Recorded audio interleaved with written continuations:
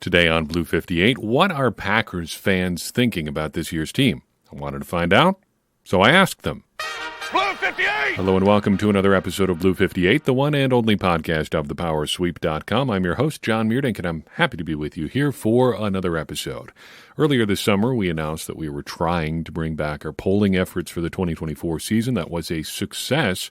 We got enough signups for our Substack, the platform for which we're going to be, or through which we're going to be running those polls this year, that I felt comfortable bringing that back. And I thought this week was a good time to give it a shot and see what people are thinking heading into this season. Just trying to take people's temperature, in addition to doing a little trial run with this new polling methodology. I feel pretty good about it. We got 60 responses, 64 responses on some questions, between 60 and 64. That feels pretty good to me. That's a good start. So I thought I would share some of the data that we collected on that heading into preseason game number 2 this weekend. Packers are getting ready to be in Denver for joint practices with the Broncos ahead of their preseason game this weekend. So just for starters, ask people how they feel about the overall state of the Packers offense right now. And 97% of voters approve of the current state of the Packers offense. That's not a huge surprise. It's about where I sit right now. That is probably, not even probably, I think certainly the strongest area of the team right now. You feel good about the offense, Jordan Love, all the young playmakers they've got. Their offense should be what carries the team this year. See if you've heard that one before in Green Bay. As to that offense and who's really the brightest star right now, I threw out 4 options and a someone else option for who people thought was the best player on offense right now.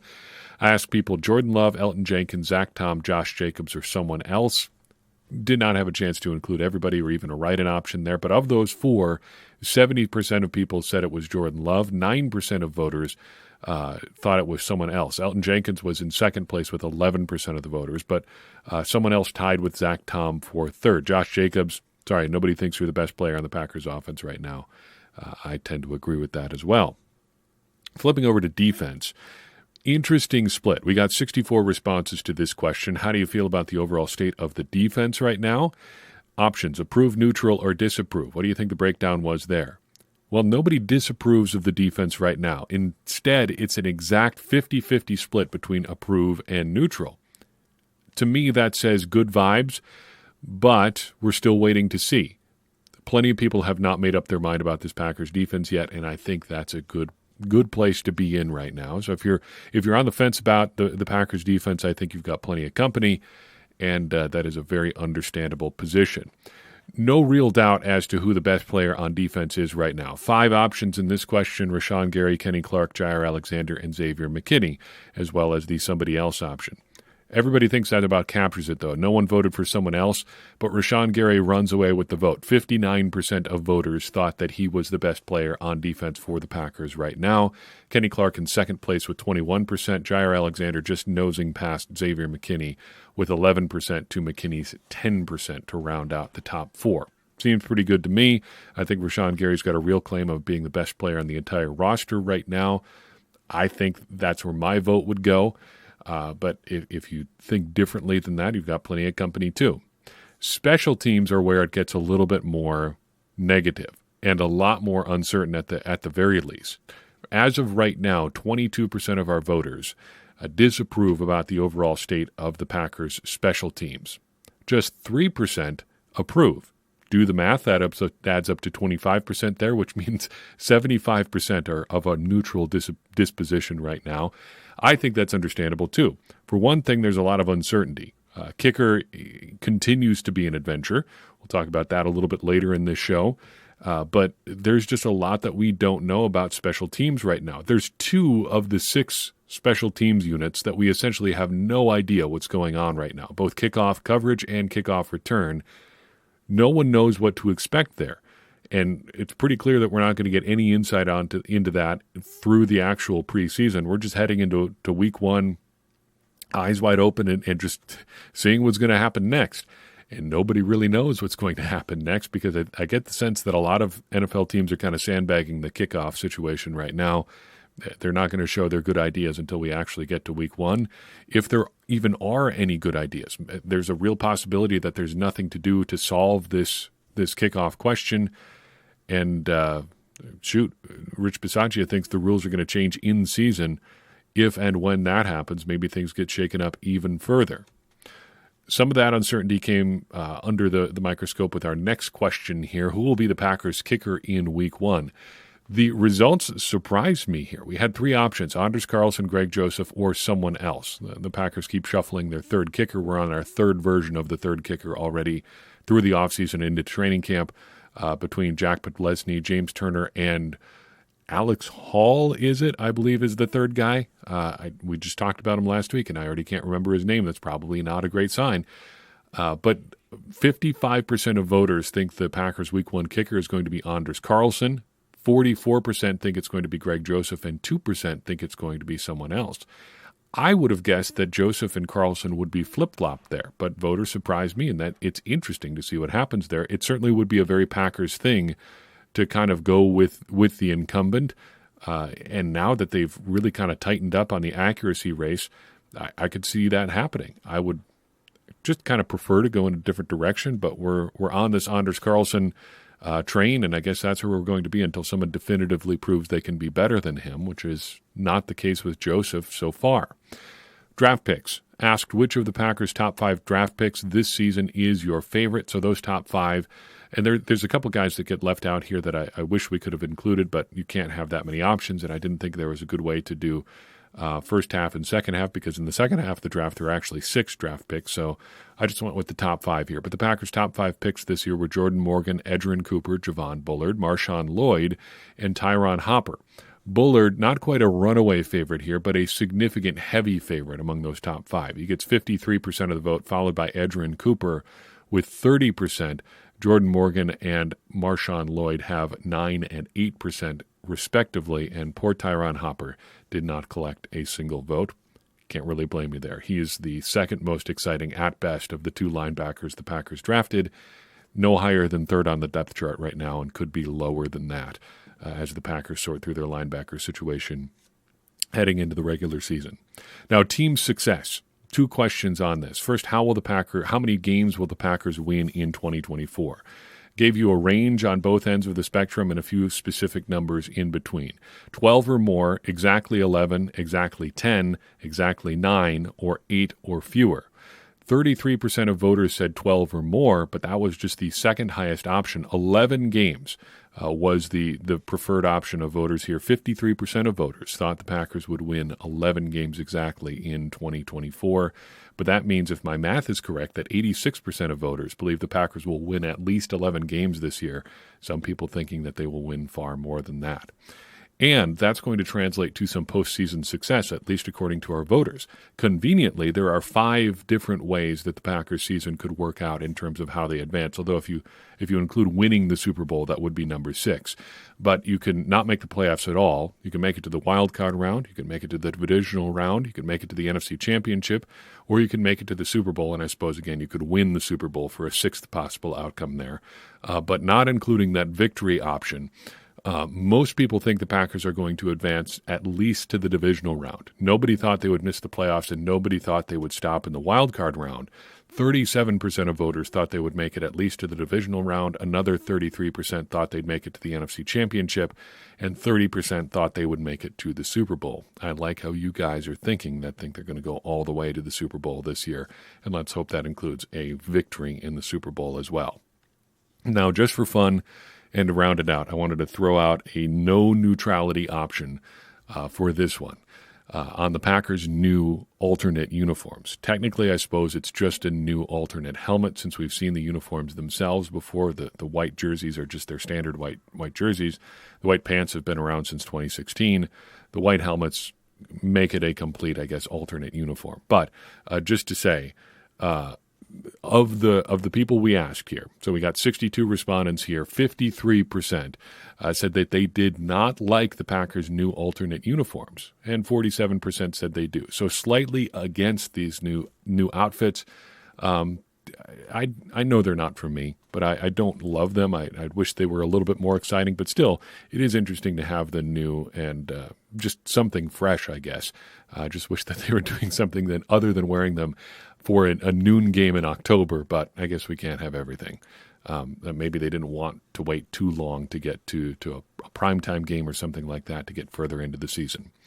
Now, for something completely different, I guess still kind of in the same vein, looking at something a little bit more data-driven. In the last episode, we spent a little bit of time talking about Evan Williams and the idea of the ball finding guys.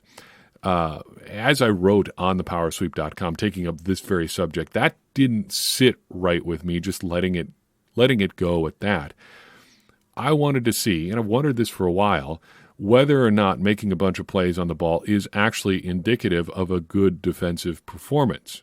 Does piling up a lot of ball hawks essentially mean that you are actually a good defensive player? So did a little data research project on this yesterday and wrote it up at thepowersweep.com. I would encourage you to head over there because there's interactive stats and stuff that you can play with there. But basically what we did was used StatHead's not StatHead, Pro Football Reference's StatHead Season Finder tool. I looked for everybody in the NFL last year who recorded at least 5 passes defensed. I figured since we're looking primarily at defensive back stats here, I want to see just those people, though a surprising number of edge rushers in particular and a few linebackers filtered into that data set as well. We ended up getting about 200 players from last season, 203 who recorded at least 5 passes defensed. So compiled all that stuff, totaled up all of their ball hawks, and a ball hawk, for again, as a refresher, is a sack, a forced fumble, a pass defensed, or an interception. And you compile all those up, you get your ball hawks metric. Presumably, if you make more plays on the ball, you're a better defensive player. So I totaled up all their plays on the ball, and then I ran that against their overall defensive grades from Pro Football Focus last year and their overall coverage grades. What did that show? Mathematically, there is a moderately strong correlation coefficient between ball hawks and defensive grade. There's a positive correlation of 0.447 between ball hawks and defensive grades, indicating that as your ball hawks go up, there is a slight increase to your defensive grade overall. If you're making plays on the ball, there is a moderately good chance that you are a better defender overall. That seems to be especially true among the people who record lots and lots of ball hawks. So among the guys that had at least 20 over the course of last season, most of them had very high defensive grades. Only 4 of 15 who cracked 20 ball hawks last year had defensive grades from PFF under 80. Only 2 of those 4 had PFF grades under 70. And I think there's good reason for that, for those grades as well. We'll talk about those specific players here in a second. But by and large, it seems to be true that the more plays that you're making on the ball, the better your defensive grade. It doesn't seem to be true in most cases that you're just making a bunch of plays on the ball by happenstance and you're not really that great of a defensive player. Overall, it seems to correlate pretty well with the guys who are good at football making a bunch of plays on the ball. It does get a little bit messier the further down the list that you go, the fewer plays on the ball you make. It's not like a uniform drop-off once you get below that threshold, but the fewer plays you make on the ball, it seems that your defensive grade seems to go down a little bit too. But among those players are those 2 players in particular who had poor PFF grades but made a lot of the plays on the ball. That's Tyreek Stevenson of the Bears and Benjamin St. Juste. I'm not even sure how you say his name. I believe he's from the Patriots. Both of them had more than 20 ball hawks last year, but they had grades of 60.2 and 59.9 for the season, respectively. And that's where it gets interesting, I think, looking into this data. Because last year, Stevenson was a rookie, but he played a ton of snaps, like more than 800 over 16 games, which is a lot for a rookie. A pretty big role for anybody, but that's a lot for a rookie. And I think making a lot of plays on the ball while having a poor overall grade from PFF kind of it paints the picture of a rookie player who's good. The plays on the ball are good, but maybe a little bit of an up and down player too, the overall low grade. And I think St. Juste is kind of, we're just going to say his name that way because I don't know the exact way that you say it. There's probably some specific Francophone pronunciation too because he's from Canada. But this guy wasn't a rookie in 2023, but did play the biggest. He plays for Washington, not for the Patriots, by the way. he did have his biggest role essentially last year. Played more than 1,000 snaps in 2023. His previous high was 655 in 2021, and then in 2022. In 2021, he played only 318 snaps on defense. So I think he's probably a little bit overexposed. All that to say, it seems to be true that focusing on ball hawks is a good thing for us to do. It doesn't entirely capture what guys do on the field, but it is a good shorthand for these guys are making plays on the ball.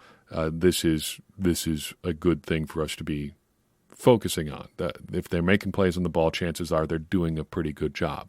Interestingly, there are quite a few players that have a high-end coverage grade, but don't necessarily make a ton of plays on the ball. But that kind of dovetails with what we say about ball hawks too, in that sometimes you can make a lot of plays on the ball and be a good player, but sometimes you don't make plays on the ball, and that shows that you are just as effective as a player. Looking ahead to the Packers' second preseason game, I wanted to talk about a couple different things, kind of pulling out of our statistical analysis here.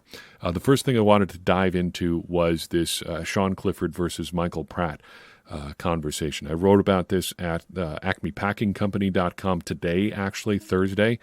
So check that out and leave a comment or a like or whatever you have to do at that site. They're changing it all the time. Vox just does weird stuff behind the scenes with that site and with all their SB Nation sites, but that's way above my pay grade to discuss or to really have an opinion on. But this competition between Sean Clifford and Michael Pratt seems to be heating up a little bit. Big shout out to Dusty Evely, who did a great breakdown of all of Michael Pratt's throws from last Saturday's game. Really good insight there, as always. But I think that this competition is getting to the point where you're seeing the differences in their games start to emerge. Pratt is, as Dusty describes, very good at executing the pretty simple concepts that the Packers threw at him. I would like to see more of that in this next game and maybe take a step forward of that. It's another version of what these players, are, especially young players, are always striving for, which is consistency. Just continue doing what you're good at and maybe take a step forward beyond that and succeed in some maybe non-traditional areas, maybe off-schedule throws if that's something he has to work with, or handling an unexpected blitz or pressure, or maybe something doesn't go perfectly right. How do you handle that? That's what we want to see from Pratt, another step forward. But Clifford, I think we need to see consistency from him in a different way, more drive-to-drive and play-to-play consistency. He self-describes as a gamer. That's something that I think a lot of people have attached to his style of quarterbacking over the past couple of years. He's a guy that just seems to play a little bit better in the games rather than being consistent in practice. And he spoke about that a little bit this week, had some interesting comments on that, didn't pull the audio. But in summary, basically what he said was that in practice, you don't necessarily know like play-to-play or drive-to-drive or situation-to-situation what you're going to be doing. So it's harder to prepare. It's harder to know exactly what you're supposed to do because you're dealing – your potential list of plays or whatever is basically everything that's on the menu. In a game, you've whittled that down to whatever you want to work on or focus on in that particular game. So you're prepping for the Browns this past week, and you've got your ready sheet and all the stuff that you go through that you want to get on the field and on tape for this specific game, and that helps you prepare as a quarterback, and then he can cut loose a little bit more, maybe work out of structure a little bit more, or just rely on his skills and talents and abilities that he's honed over however many years now of playing quarterback, because you know what's coming. In practice, you don't always have that luxury. You might not get the plays until practice time or sometimes just the night before. Knowing what your responsibilities are a little bit harder. I think all of that is true, but I think it's also true that there are some guys that just aren't good in practice. We had a guy that I played high school basketball with. I won't say his name because some of this might not sound like a compliment, but I loved playing with him because his whole game was chaos. Like you never knew what you were going to get from him in a game because what he was a really, really smart player, especially on defense. And he was one of those guys that you would hate to play against because he would figure out what you were doing in kind of really unconventional ways. And if you were like backside rotations on defense can sometimes be tricky.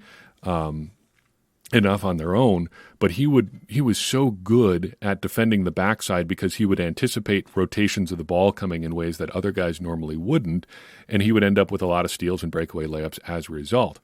That is great to do in a game, but in practice, that's, for one thing, really hard to do, and for another thing, not necessarily helpful to have a guy like disrupting your practice situation when you're trying to do stuff. Like we know the play is coming when you're running stuff against, ones versus twos in practice or whatever. Everybody knows the plays. We're playing against each other. We've got all of our stuff that we're running.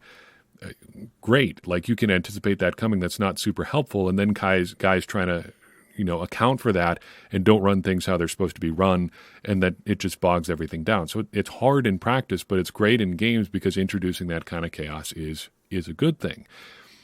But that it can cut both ways in football too, because you're not always, it's not giving you great looks in practice, those same skills that help you succeed in games. It also can just be another way of saying he's not very consistent. You just say that a guy, he's a gamer.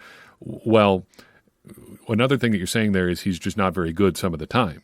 And if you need the energy of a game to make you play well, or if you need that context to reach the fullest ability of your game, maybe you just aren't that good to begin with. I'm not saying that's the case with Clifford or any of these guys who tend to play a little bit better in games than in practice, because some guys just are that way. And some guys just don't need all that much practice. Usually it's veteran guys. I remember the late, great Steve McNair, down the stretch with his time in the Titans, there one season in particular where he was so hurt that he almost never practiced at all. But then he'd lace him up on Sunday, and there he is. He's Steve McNair, just being the great player that he always was. And there are a lot of guys that I think can pull that off. Veteran rest or whatever you call it, they just don't need a ton of practice time because practice isn't worth that much to them anymore, other than the mental side of things, which is really all that they need. So I think from both these rookie quarterbacks, we're just looking for a little bit more consistency, and I think we're getting to the point of that competition where you're going to see one of these guys start to differentiate himself a little bit more and take some steps forward. As to the rest of the team, I think here are a few things that I'm looking to see in this game. First, a little bit of let's see it again from some guys. In particular, Grant DuBose and Evan Williams. Both of these guys got off to a great start in the first week of the preseason. I just want to see it again. Grant DuBose should have plenty of opportunities. He seems to have some kind of connection with Sean Clifford. But let's see it again. You had a great debut in week one, but a roster spot is not granted based on one preseason performance, so we need to see a little bit more. Evan Williams is going to make the roster. That seems to be clear. There's really no situation where he doesn't make the roster outside of an injury, which really wouldn't be like getting cut in any case. But he made a significant play on the ball in week one. Let's see that kind of thing again. Let's see Evan Williams get his hands on the ball again this weekend. Second, let's see a little bit of something different from a couple guys too. In particular, I'm looking at Caleb Jones and Kadeem Telfort in this one, but I also want to see a little bit of something different from the offensive line depth in general. Jones and Telfort both did not have great week one debuts, but I would say the overall depth on the offensive line was a little bit lacking throughout large portions of last week's game in general. A lot of that showed up in one guy's stat line, A.J. Dillon in particular, kind of got burned by some maybe subpar offensive line performances, and that really, and ignited a lot of conversation, including quite a bit on our last episode of Blue 58. But we need to see a little bit of something different from the offensive line depth in general. Though I do want to see more of Sean Ryan at center. That was an interesting development, and let's see a little bit more of that. Just as an aside, obviously this is beyond the scope of what I'm capable of, not being an offensive line coach, but I don't know how you're supposed to get a read on a particular guy in isolation when it's an entirely new unit out there. One of the great things over the past couple of years is when we wanted to get a look at a specific offensive lineman, usually they're just coming into the game essentially one at a time. And that's how the Packers did it in their regular season stuff they did last year with, say, Rasheed Walker versus Yosh Nijman, or John Runyan versus Sean Ryan. You're just looking essentially at one guy there. And I have to imagine it's a lot easier to get a read on a guy in isolation than just having everybody be new out there together. That said, the Packers have generally made pretty good offensive line calls over the last half decade or so, so I'm not super worried about their evaluation process. I wonder how it's done. That's got to be an interesting challenge here. Thirdly, I want to see a couple of injured dudes. The prospects for seeing Edgerrin Cooper here in the short term don't seem especially great. It seems like he's pretty slow coming back from that groin injury, and those are the kind of things that can just linger and linger and linger, so I understand why the Packers are being cautious there. I just hope that we get to see him at some point here before the regular season. Tyron Hopper, it seems a little bit more optimistic that we might see him. Hopefully we can get a little bit of an idea what he's about as a player.